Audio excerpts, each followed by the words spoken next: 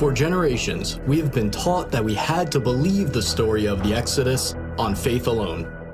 We were told that Mount Sinai, where Moses received the 10 Commandments, was located in Egypt, but there is no real evidence to make it believable. No pictures of left-behind artifacts, practically nothing to validate one of the most important stories of the Bible. The Bible says over 70 times that the Israelites went out of Egypt to Midian, which would be mostly or entirely modern-day Saudi Arabia. Is it true that there is very little evidence that the Exodus story happened, or have we actually just been looking in the wrong spot? While the theory of Moses and the Israelites being in Saudi Arabia is a relatively new theory to those of us in the outside world, it isn't new to the locals living there. We were frequently approached by Saudis eager to talk to Americans for the first time face to face. And one of the first things they would say with excitement was, "Did you know Moses was here? Let me show you where he and his people were."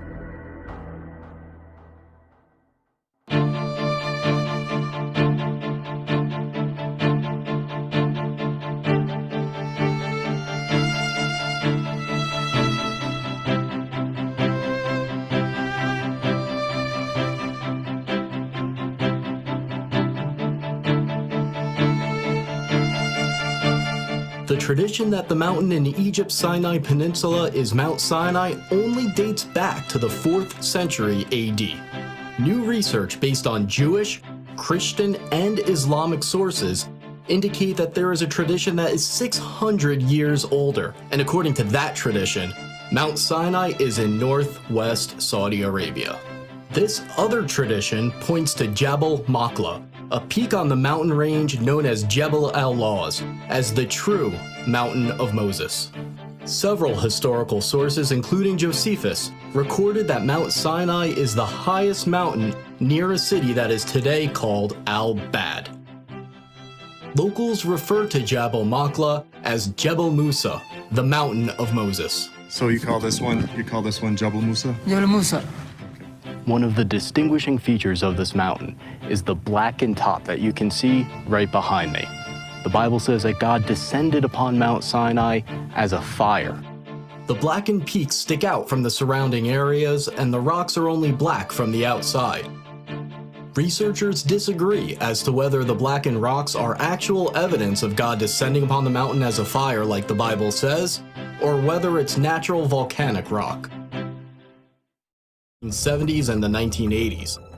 They were arrested, and their photos and videos were confiscated by the Saudi police. Their evidence was lost. However, images and videos slowly began leaking out to the outside world.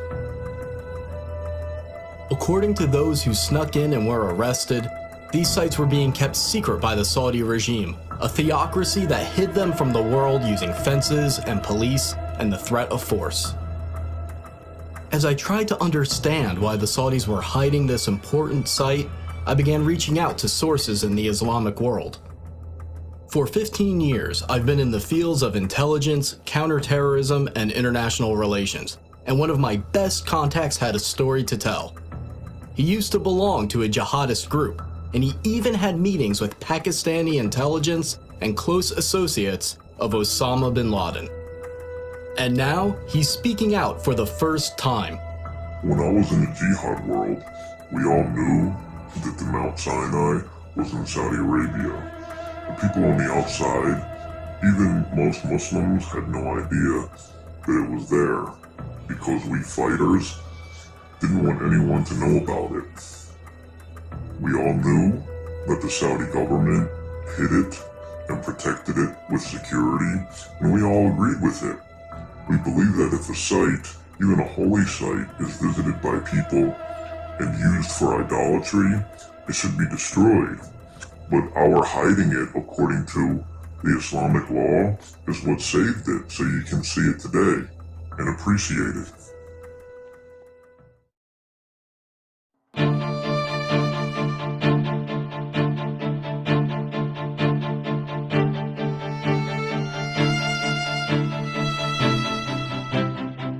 Moses flees Egypt after killing an Egyptian who he saw abusing one of the Hebrew slaves. He then escapes to Midian as a fugitive. In Midian, Moses sits by a well and he meets the daughters of Jethro who are getting water for his flock. Moses then marries one of his daughters. We are in the ancient land of Midian right now, near the town that locals describe as originally being the land of Jethro. When we visited this area, multiple Saudis approached us to tell us this is where Jethro and Moses resided. They excitedly pointed to an ancient well that is fenced off and marked as an archaeological site. The Saudis have long believed that this is the well where Moses met the daughters of Jethro, and Muslims from around the world come to see it.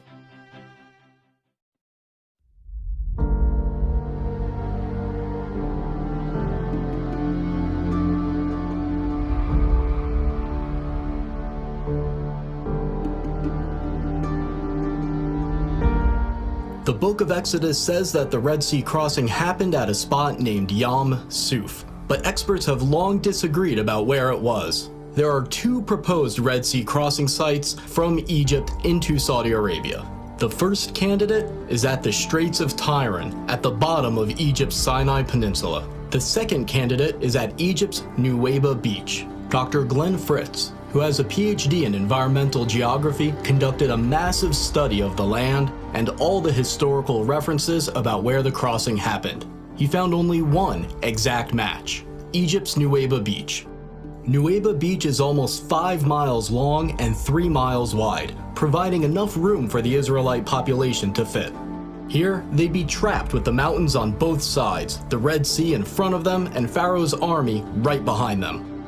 Amazingly, there is a path under the water from Egypt into Saudi Arabia. The path is not too steep. The Israelites could have easily walked across if the waters were parted. Underwater research by Dr. Leonard Moeller showed strange shapes in the coral, leading some to believe that the remains of Pharaoh's army are there. According to this theory, the coral wrapped around the debris from Pharaoh's army and retained the shape of the objects after they dissolved. When they brought a metal detector down to the coral anomalies, the readings were consistent with circular patterns of metal resembling the parts of chariots. We had planned to dive near the possible Red Sea crossing point because it's a public diving site with stores where you can go and rent diving equipment. But we weren't allowed to. The Saudi police showed up, and they stayed with us until we left.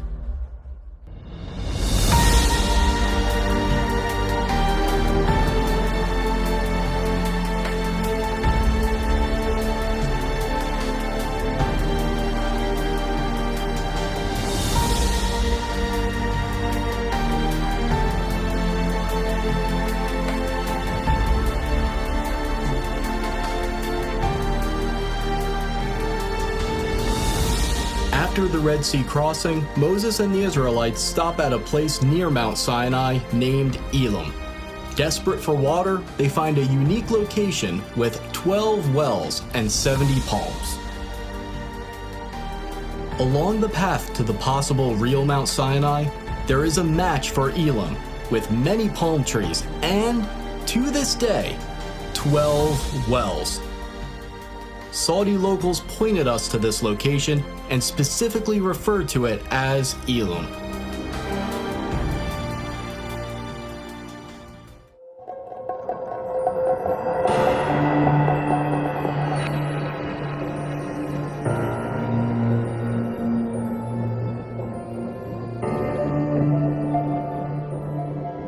Another major event by Mount Sinai is the incident with the golden calf. While Moses is up on Mount Sinai, some of his followers begin worshiping a golden calf. They place it up on a stand and begin worshiping around it, and they set up an altar in front of it. When Moses comes down from Mount Sinai, he destroys the golden calf and sprinkles its remains into the river that comes down from the mountain. Here, in front of the mountain, we have the remains of what may have been that golden calf worship site. Now behind me, in this fenced-in archaeological site that the Saudis are protecting, you see both a stand with many petroglyphs of cows and people worshiping cows, as well as a structure that is slightly lifted that may be the altar in front of the golden calf stand. There's a sign in Arabic and English warning intruders against going into the area. The local tradition that this is where the golden calf was is so strong that if you approach it, you'll be suspected of searching for gold. According to the Bible, the worshippers of the golden calf say, "These are your gods, O Israel." This verse indicates that there are multiple depictions of bulls as the Israelites are worshiping the golden calf. On the top of the stand where the golden calf would have been placed, there is a circular indent where the rock has been worn down. It's speculated that this is where Moses grounded the golden calf into powder. After Moses destroys the golden calf, 3,000 of the golden calf worshippers are killed, so there must be a spot where thousands of people were buried. About 4 miles from this site, there's a massive ancient graveyard. It appears to be a mass burial site where the graves were dug all at once. It's located just outside the plain where the Israelites would have camped, so it's exactly where it should be if this is where that story took place. Here too, the Saudis have a sign identifying it as an archaeological site, and it's patrolled by police.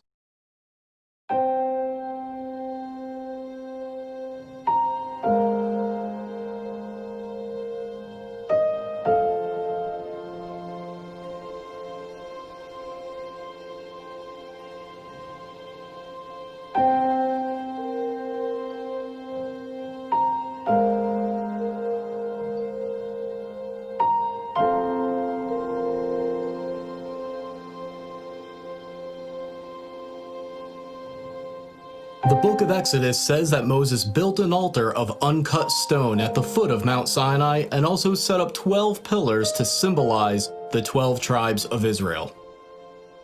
Right here at the foot of the mountain, we see this structure that resembles an ancient altar.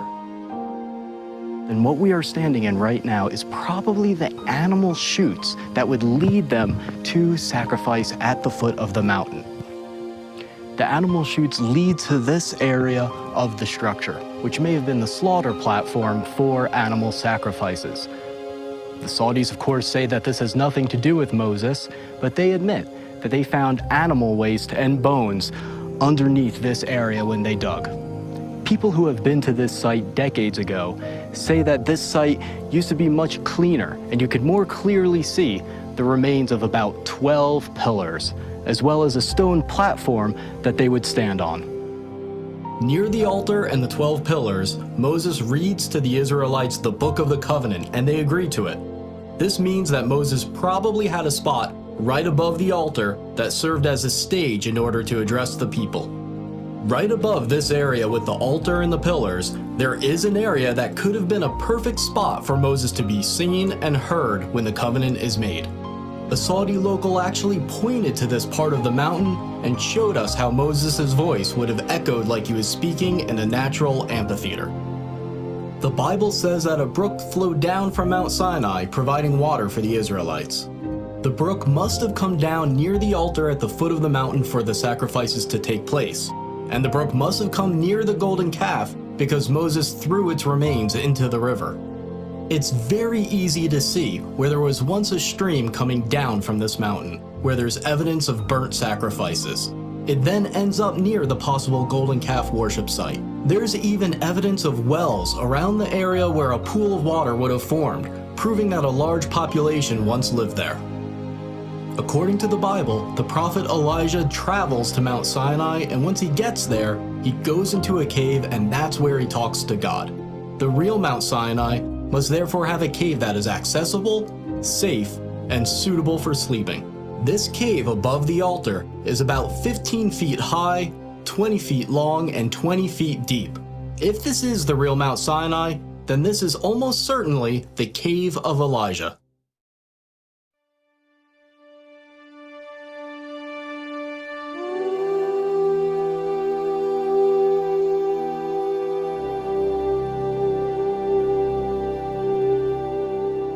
On the way to Mount Sinai, the Israelites camp where there's no water. Moses goes up to a distinct rock and strikes it with his rod, and miraculously, water pours forth for his followers. The historian Josephus said that the split rock could still be seen in his time, and it was so big that it could not have been moved. Is it possible that this split rock still remains today, testifying to the accuracy of this story? The answer is yes, and it is stunning.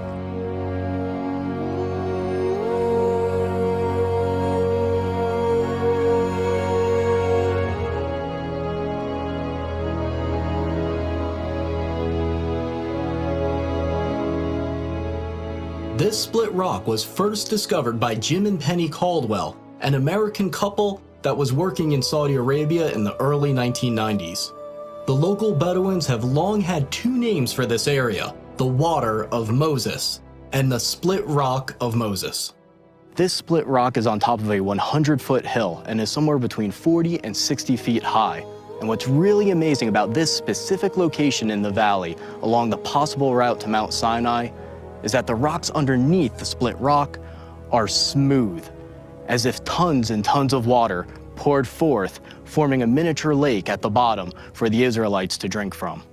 If you have a relationship with a local, they'll tell you that this area is related to Moses, but the Bedouins that live here will try to keep you out. We saw this firsthand as we were chased out of the area. The Bible says the area near the split rock where the Israelites fought the Amalekites is named Rephidim, which means place of rest. Hebrew inscriptions we found there have been interpreted to say place of rest, the definition of Rephidim. Closer to the mountain, inscriptions have been found that Dr. Miles Jones, a scholar of ancient Hebrew, believes are talking about the battle with the Amalekites. He says one of the inscriptions refers to the death of an Amalekite. Nearby, there are two inscriptions that Dr. Jones believes are marking where a Hebrew mother and daughter died. The Bible says that God told the Israelites that they possess the land wherever the soles of their feet touch. Near the split rock and near the mountain, there are many inscriptions with an image of a foot and a sandal. Next to the image, there is Proto-Hebrew writing that means the sole of the foot. We also found inscriptions that were translated and found to refer to Yahweh, the Hebrew name for God. There's another area near the mountain named Wadi Musa, or the Valley of Moses. Here, a depiction of a menorah was found, and it might be the oldest depiction of a menorah known today. Now, a new eyewitness has come forward to reveal that the Saudis have been hiding the evidence of the Exodus since at least World War II. This man was an American pilot who met the King of Saudi Arabia. Bob Cornuke was one of the first people to reach Jabal Maqla in the 1980s, and he recently interviewed that pilot and made the footage available for this video. It's an honor to meet you. Well, thank you. Our lives have intersected possibly in something very historic, and we're talking about where the real Mount Sinai is located. And I had no idea that someone as far back as World War II would have seen the mountain and had been told that the mountain was the holy mountain of Moses. Did any of the Muslims tell you that that was a holy mountain? Oh yes. I guess everybody in the military knew it was holy. Yeah. Well, they forbidden me to fly around it, and it was off limits that I'd be killed either by God or by maybe some of them, I don't know. And when I took off, I was half scared to death. You bet I flew around it. But it was different than the rest of the mountains because it was black on top? Oh, it was a blackish green. It was dark enough to be somewhat frightening. You don't know what I really believe. I think it's Mount Sinai. I think God let me fly around it. That's what I think.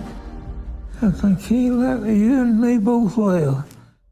Why haven't we heard about this other candidate for Mount Sinai? Why has almost the entire focus been on the traditional site despite its lack of compelling evidence? Think about how many things line up with the biblical story right here at this mountain. There's a beach and path where the Red Sea crossing could have happened, matching the biblical account. You can see how the Israelites could have camped near Elim with its 12 wells and 70 palms. Along the way to Jebel Makla, there's a split rock and area suitable for camping. There's a mountain referred to as the Mountain of Moses, with a large plain in front of it where millions of Israelites could have camped. You can see an altar of uncut stone at the foot of the mountain, where there's evidence of burnt sacrifices, right where it should be. There's evidence of bull worship, and you can see exactly how Moses would have seen the golden calf worship going on as he came down from the mountain. There's a brook that comes down from the mountain just like the Exodus story says. You can see right where the cave of Elijah might have been. All of these little details have to fit, and they fit. A period that we have never been in before, one where this footage and other evidence of the Exodus and the Bible overall are only a click away for anyone on Earth with an internet connection. And as these sites are revealed, change the Middle East forever and impact the billions of people who follow Judaism, Christianity, Islam, and those with no faith at all. The world is about to change.